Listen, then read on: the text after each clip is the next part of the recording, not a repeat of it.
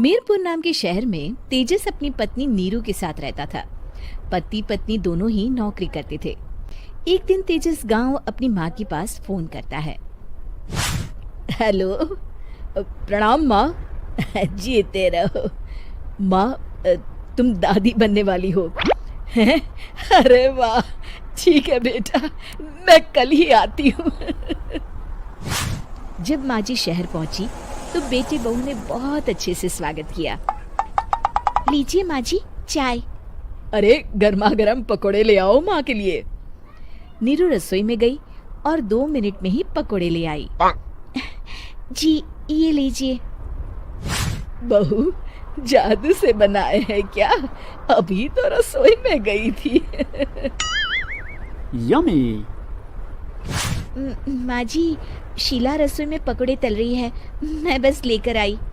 हे भगवान, मेरा धर्म भ्रष्ट कर दिया तूने। अब तो गंगा जल से शुद्धिकरण करना होगा।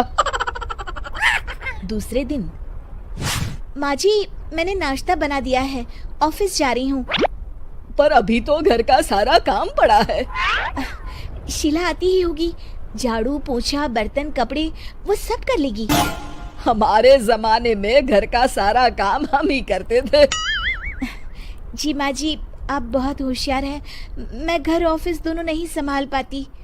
तो जरूरत क्या है घर से बाहर जाकर चाकरी करने की?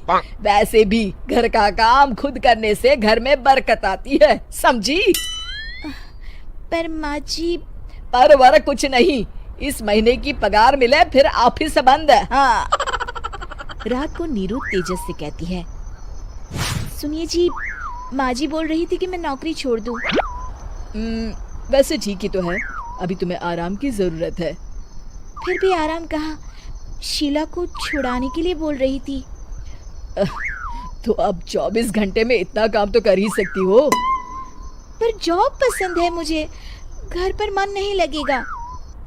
अगले दिन जब दोनों ऑफिस के लिए निकल रहे थे, मेरी तो कोई कीमत ही नहीं है इस घर में।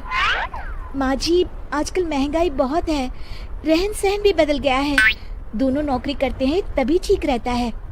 अच्छा, तू कहना क्या चाहती है? मेरा बेटा तुझे बिठा के खिला नहीं सकता? तू ही इस घर का खर्च चला रही है, हैं? नहीं माँ जी, मेरा वो मतलब नहीं था। मतलब खूब समझती हूँ, ये बाल धूप में सफेद नहीं किए मैंने। हाँ। अब तो ये रोज का काम हो गया था। तेजस भी रोज की झिकझिक से परेशान हो गया था। एक दिन उसने कहा, नीरू, वैसे भी तुम्हें मैटरनिटी लीव मिलने वाली है, तो अभी से ही छुट्टी ले लो। पर क्या, मेरी सैलरी अच्छी खासी है। आखिर नीरू ने रिजाइन कर दिया। जब बच्चा हुआ तो घर में सब बहुत खुश हुए। कुछ दिनों बाद तेजस फाइल देख रहा था। क्या हुआ तेजस, कुछ परेशान लग रहे हो? हाँ, वो हमारी जितनी सेविंग्स थी वो तो हॉस्पिटल में और छठी के फंक्शन में खत्म हो गई है नीरू। और अभी वैसे मंदी चल रही है तो मैं बोल रही थी कल मुन्ना को हेपेटाइटिस का टीका लगवाना है। नीरू, क्या पोस्टपोन नहीं कर सकते? नहीं जी, बिल्कुल नहीं। अब तेजस को समझ में आ रहा था कि उससे गलती हुई है। पैसों की कमी का असर घर के माहौल पर भी पड़ रहा था। अगले दिन, बेटा मेरा चश्मा और ये दवाइयाँ ले आना, पर्चा देते हुए माँ जी ने कहा। जी। तेजस, मुन्ना के लिए दूध का डिब्बा और डायपर भी ले आना, और ये किराने के सामान की लिस्ट है, इसे भी लाना है। तेजस गुस्से में लिस्ट मरोड़ कर फेंकता है और चिल्लाता है, पैसे क्या पेड़ पर उगते हैं? ये ले आना, वो ले आना। अरे पर ये जरूरत का सामान ही है। वो गुस्से में बिना कुछ कहे ऑफिस चला गया। अरे अरे लंच तो ले जाइए। नीरू दौड़ कर डिब्बा पकड़ाती है। एक दिन खाना खाने के बाद, नीरू, अब तो मुन्ना कुछ बड़ा हो गया, तो अब तुम वापस ज्वाइन कर लो ना जॉब। पर इस रिसेशन में जॉब मिलना बहुत मुश्किल है। ट्राई तो करो। फिर मुन्ना? माँ जी है ना, और एक फुल टाइम मेड भी लगा लेंगे। पर माँ जी, उन्हें तो पसंद नहीं।